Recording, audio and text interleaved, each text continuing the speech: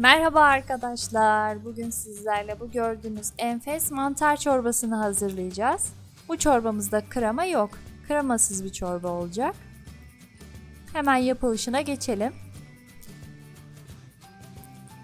Isınan tenceremize 1 çay bardağı sıvı yağ alıyoruz.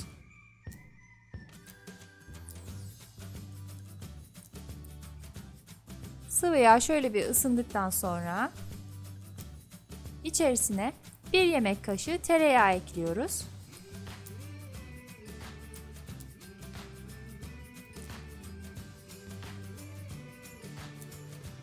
Tereyağını eritelim bu şekilde. Ve artık üzerine kabukları soyulmuş ve minik minik doğramış olduğumuz mantarları ekliyoruz. Burada 200 gram mantar var. Pişerken biraz küçülüyorlar, fazla göründüğüne bakmayın.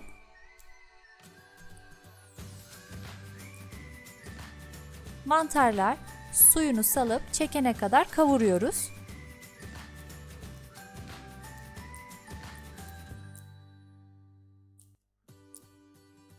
Siz de mantarları alıp yıkadıktan sonra mutlaka kabuklarını soyun.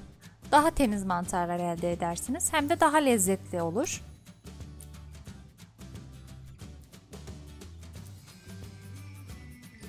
Ben sap kısımlarını bu çorbada kullanmadım.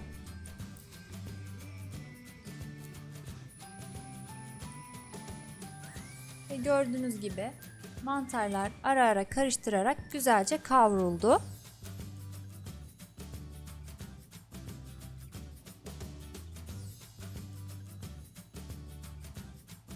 Yedi su bardağı kaynamış su ekliyoruz.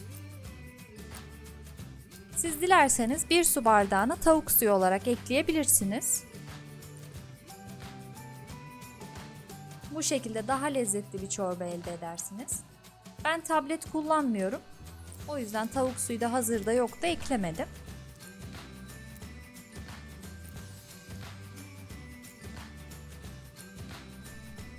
Ve karıştırarak kaynamaya bırakıyoruz çorbayı.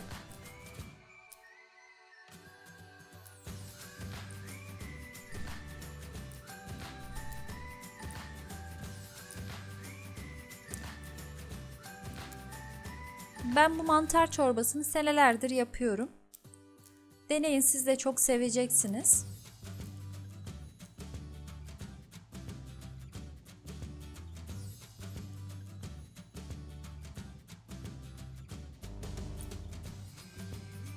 Ve gördüğünüz gibi artık çorba kaynamaya başladı. Bu aşamada terbiyesini hazırlayabiliriz.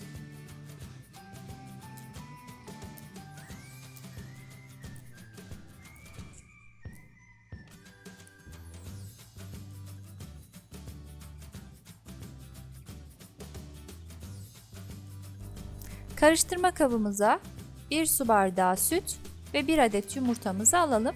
Güzelce çırpalım. Yumurta ve süt iyice karışsın.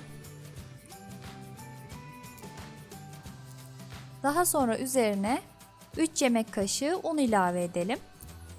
Unu iyice karıştıralım ki topaklanma olmasın. Artık terbiyemiz hazır. Çorbayla buluşturmadan önce terbiyeyi biraz ılıştıralım ki kesilmesinler.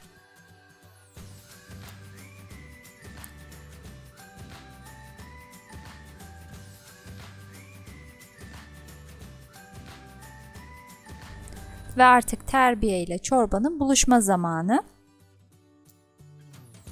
Karıştırarak terbiyemizi çorbaya ilave edebiliriz.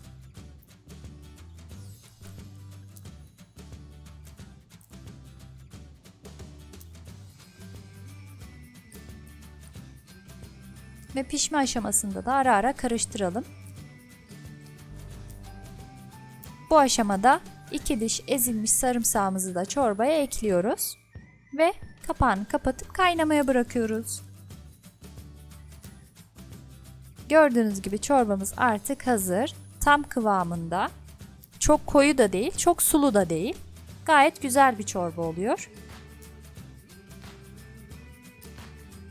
Tuzu çorbaya en son ilave ediyoruz. Şöyle bir karıştırıp bir taşım kaynattıktan sonra altını kapatabiliriz.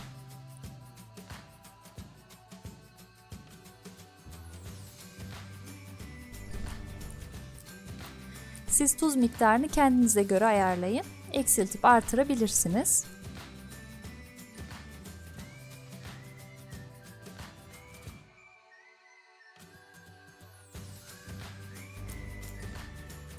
Bu aşamada çorbamız hazır. Artık sosunu hazırlıyorum ben.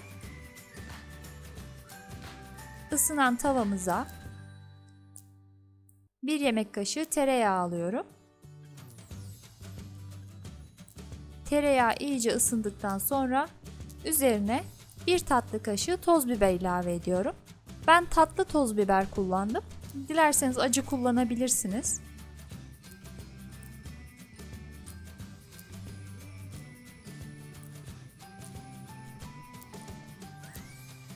Ve sosumuz da bu şekilde hazır. Artık servis aşamasına geçebiliriz. Sizler de az malzemeyle çok lezzetli çorbalar elde edebilirsiniz. Bu çorbaya mantar sevmeyenler dahi bayılacaktır.